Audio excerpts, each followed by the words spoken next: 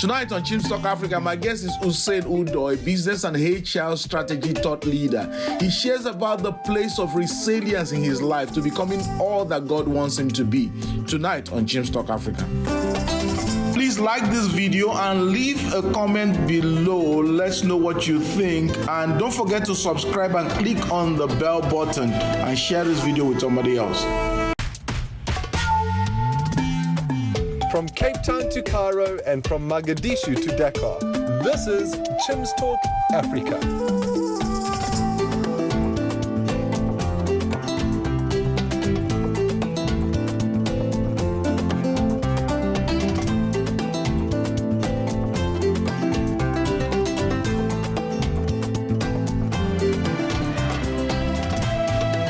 And now here's your host, Chim Onyibilanma. Hi there, welcome to this segment of your show. Like I said in the introduction, my guest today is Usen Udoh. Usen, you're welcome to the show. Thank you so much, Chim, for having me. Usen, your life spans decades of being a representative of Jesus Christ in the marketplace. You are known around Nigeria as a man of quality, of integrity. You invested over 20 years in Accenture when it was still in Nigeria, rose up to be a partner.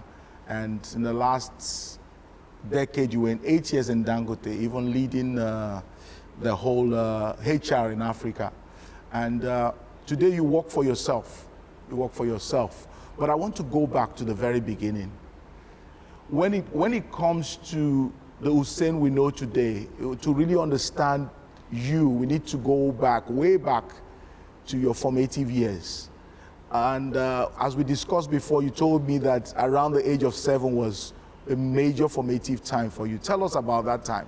Just about as I was turning 7, I can't remember all the details. All I remember is one morning at 6 o'clock, 5:30, thereabout, a Peugeot pickup van turned up, loaded all of my mom's stuff into the back.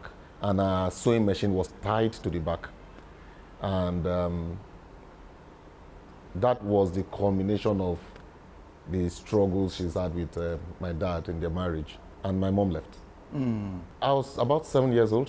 My sister, my immediate junior sister, Ini, was 2 years old. And my late second sister, Emma, was 6 months old. And from that instant on, I had to become a man while I was still a child. My dad was working 8 to 6. I would go to school at LCC, come back home, have to tend to the kids, have to tend to Emma. If I needed help, I'll call to the neighbors. That early stages of my I don't know what to call it, manhood or childhood at that point. Life. those early stages introduced me to a very unique concept around love. Okay, what was that? It made it very vivid for me that love wasn't a feeling. Love was accepting responsibility for another person. It's taking on the responsibility for the well-being of somebody else. It wasn't about how you felt, whether you felt good. It wasn't seasonal. It was something that is entrusted upon you because of somebody else. That was pivotal, because that has guided how I've lived a large chunk of my life. Now, my sisters don't call me brother. They call me their dad. And their children are like my grandchildren. And that has translated to other spheres of life, the way other people have experienced me and the way I've engaged with this journey called life. That's so wonderful. I mean, sometimes we don't know that adversity is a gift from God to build us, because much of your work now has to do with teaching people the same principle. And I think that is pivotal for anyone who wants to walk with God, who believes in Christ. You must trust God with all your heart. Until you get to that point where you trust God with all your heart and know that His thoughts for you are only good always, you would struggle. Yeah. You would fight over things you really ought not to be fighting over. And that for me is a lesson I'm still learning. I can't say I'm an expert in it yet. And helping people, teaching people about it in many of the seminars and sessions I attend. Teaching people about it is also learning about it continually myself and refreshing myself in that. You told me a story of your second year in university when things really went bad. Tell us a little bit about that time. Around my year 2 in university, the first time was fine. I mean, I went to the University of Ilorin, studied civil engineering. That's somewhere in the middle belt of Nigeria. Yeah. In the southwest.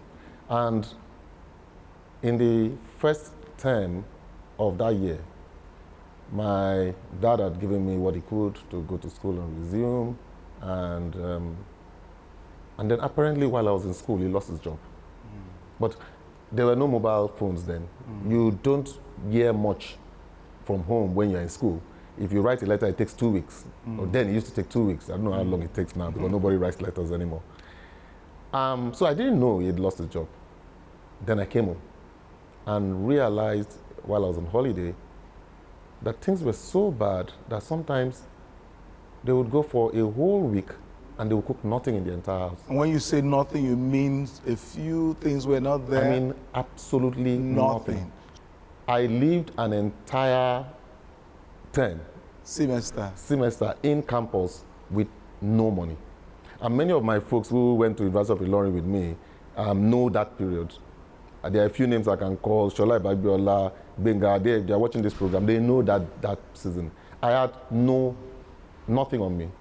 To get pen to write, I would go around the back of the laboratory and pick pens that people have thrown away, press the ink out, and then try and feed those ink back into a tube, and then plug the head back and rub the head until the heat causes the ink to move. And that's what I will use until it finishes and I go picking again. That's how I was able to pick up. And then sometimes you see someone who didn't finish a pen and threw it away, and that's a bonanza. And sometimes people would be cooking in school and I let them watch their plates, and in exchange they'll give me some of their gari to drink. Where did you get the strength to go on? I didn't have a choice. And again, this is pivotal.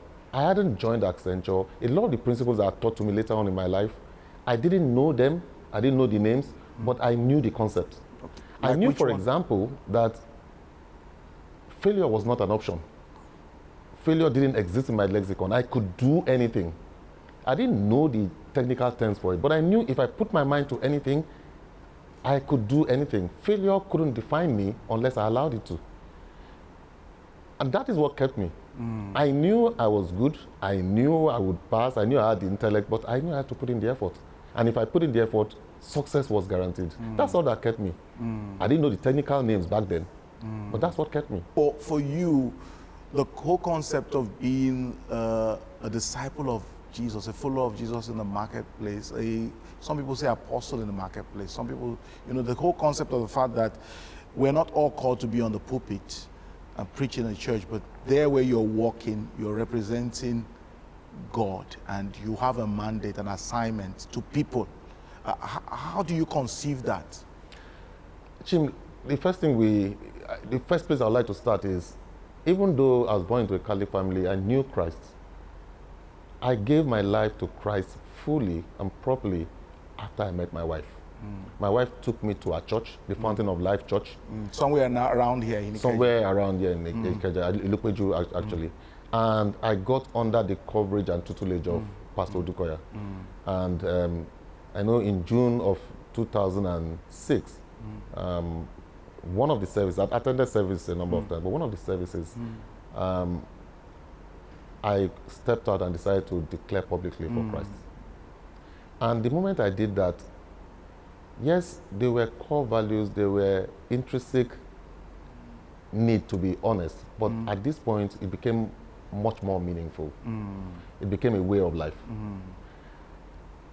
And that has fed into not just everything I teach when I have an opportunity to educate people, but my mentees, the young children that I've adopted, it became very clear that people listen more to what I'm doing and not what I'm saying.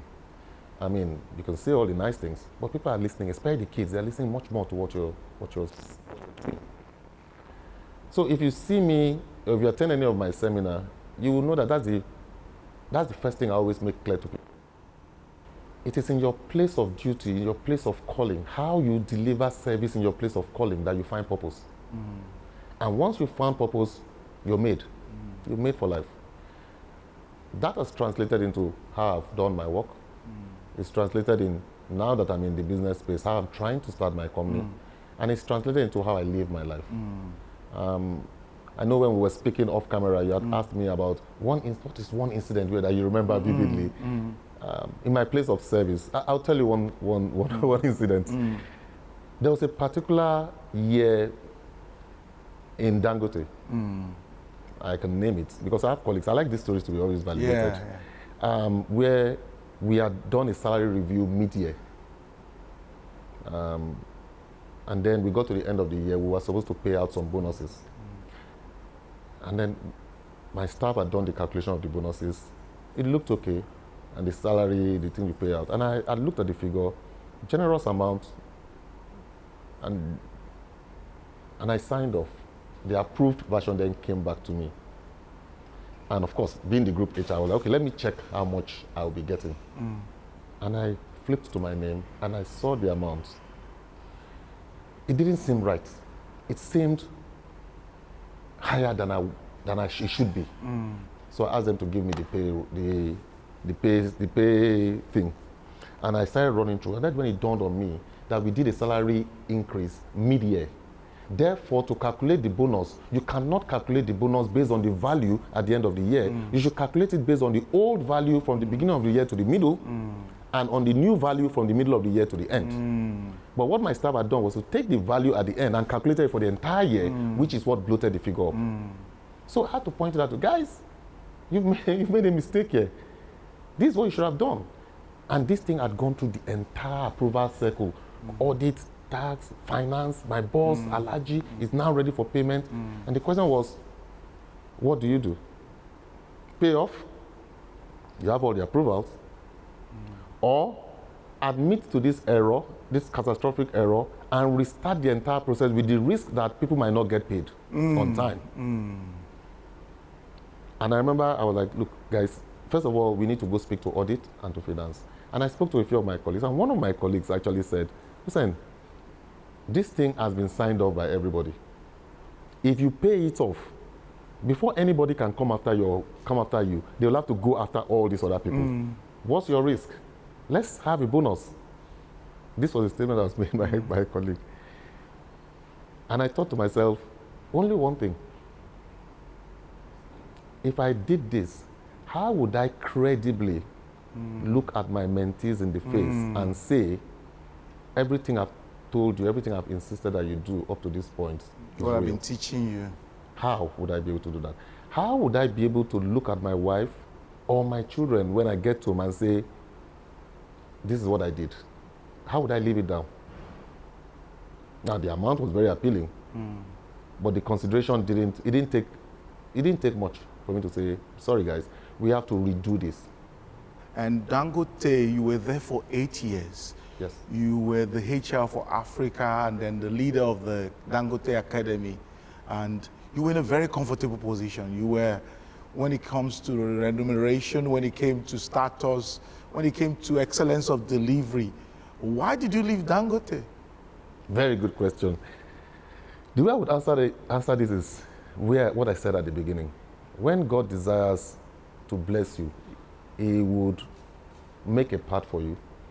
And if you've committed your way to the Lord, even if you choose not to go down that path, He will nudge you.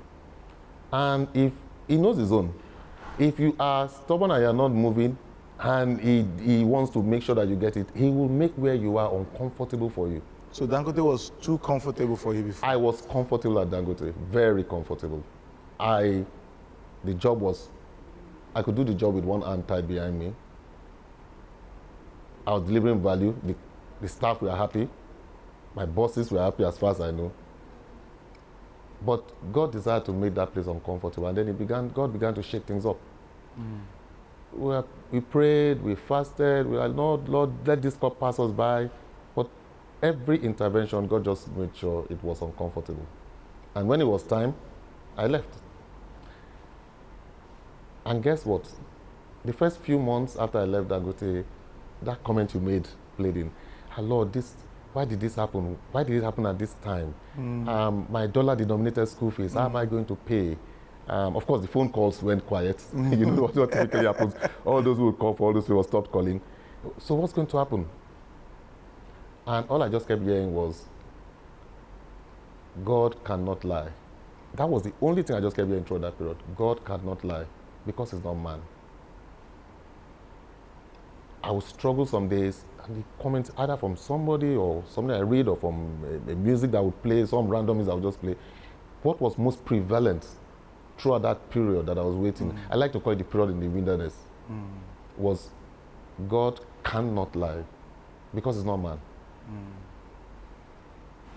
3 months in, a friend of mine from University of London, Sylvester Ofulwe, I was with my wife at a birthday event, and he said, I saw an alert on my phone.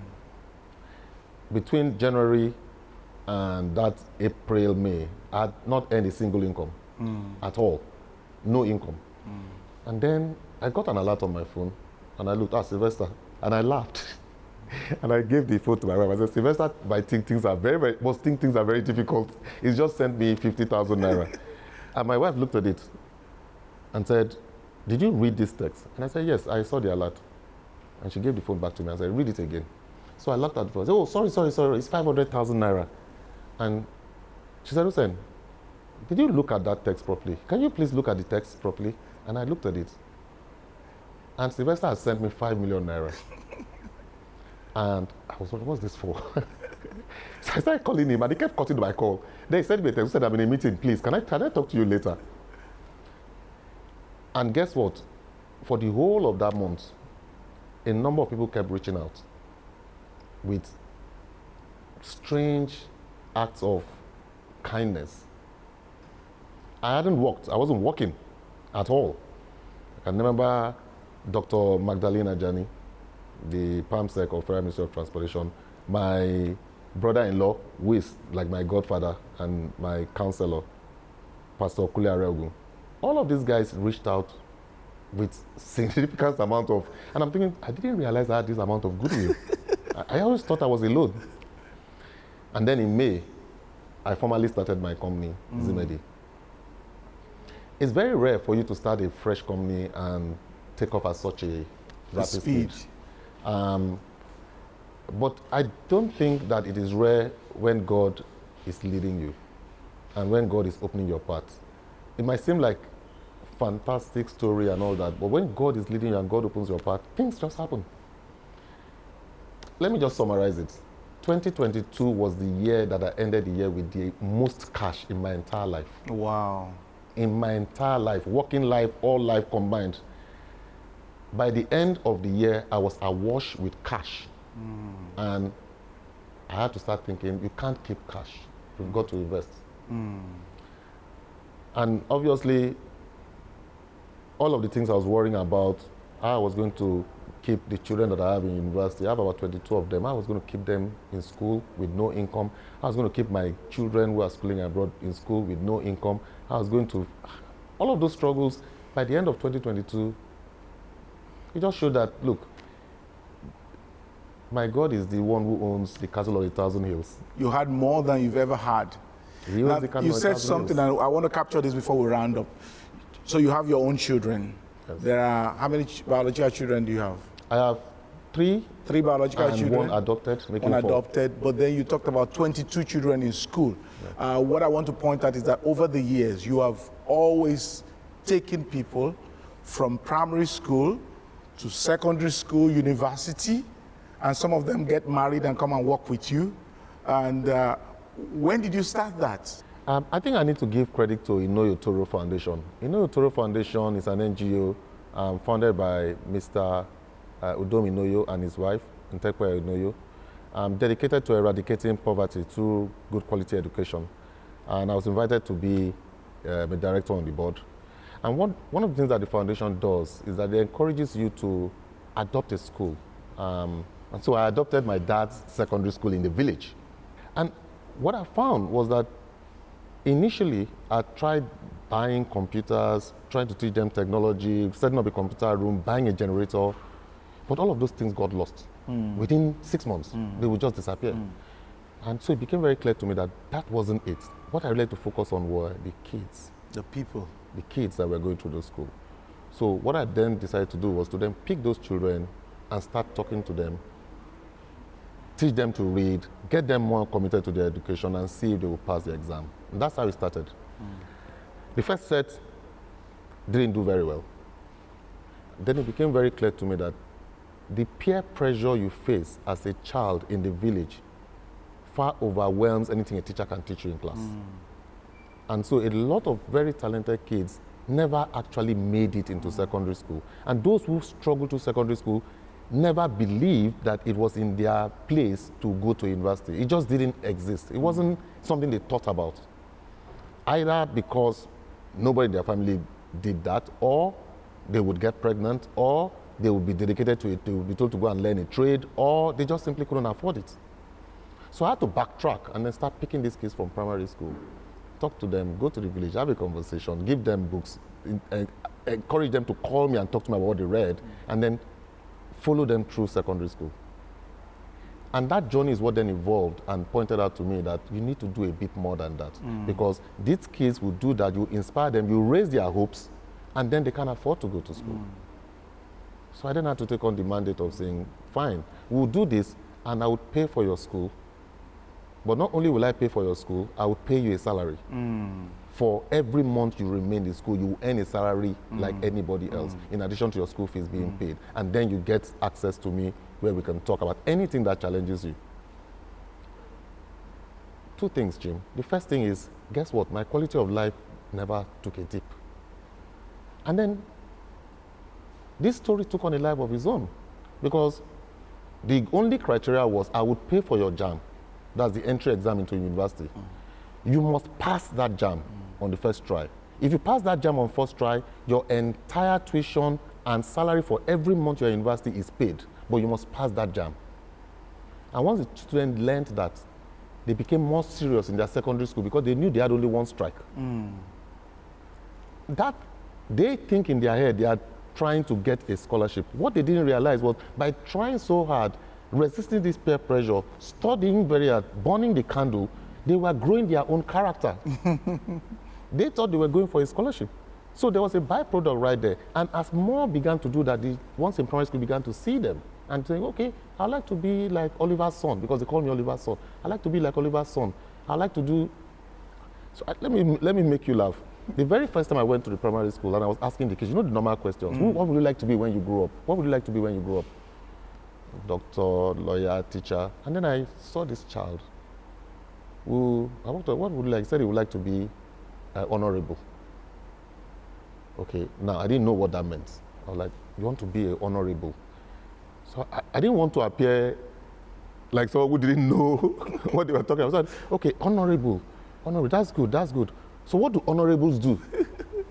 And the child said, sir, I don't know what they do, but I know they always appear like they are very happy. They're always waving their hands through the doors of cars and they're throwing money out of the car. That's when it dawned on me what he meant by honorable. So I had to quickly correct the child that, sorry, those monies they threw out of the car is actually your money. You don't want to be honorable, not that kind of honorable. I began to see that you could influence the thought of these kids from a very, very tender age with very simple interactions. How I wish a lot of our professionals could just go back to the villages. They don't want, it's not about spending money. The money we are talking about is peanuts, but it's about the time. Engage with these kids. Let them talk to you. Let them understand your story. Let them know that it is possible from there for them to become anything. Guess what? Before I left Dangote, 3 of those kids went through that journey and they became my colleagues in Dangote. They got full employment working in Dangote refinery and they're doing excellently well. And I had I couldn't have had any influence. If those who understand Dangote understand how that place is structured, you can't influence their admission. They go through a very rigorous interview process and they got in on merit. And the 3 of them are doing excellently well. These are kids I saw as children. They became my colleagues. We don't sometimes understand the impact that one life can have. The impact that one life can have. I'm thinking of your story, the 7-year-old who became a father to those girls, the impact of one life. And you look back at just the impact of all of the adversities I've had on you. But Usen, we need to drop this here. I want you to look into the camera and give a final word to our viewers. I mean, what would you say? If you're watching this program, I want you to realize that God is not man. He can't lie. If he has said it, it is settled. But you must know what he has said about you. The biggest challenge is that most of us go through life struggling with things that have already been settled, struggling with adversity that we think are adversities, but they are just promotional footstools for you to climb to that destiny that God has set up for you. Just remember that if you're a child of God and you've committed your life to Christ, if he has said it, it is settled. And live your life in peace, knowing that God already has got your back. Thank you so much, and I hope you're blessed by this. Thank you so much, Usen. You have been a blessing to us, and I'm sure to thousands of people who have watched this. I've had Usen Udoh with me. He's a businessman, CEO of the Zimadi Business Services. And a partner with Value Bridge. Yeah, and an apostle in the marketplace. Thank you so much, Usen, for all you've shared. And I can't just but imagine there's so much more to come. The Lord bless you and keep you. And thank you so much for joining us this week. I'll see you again.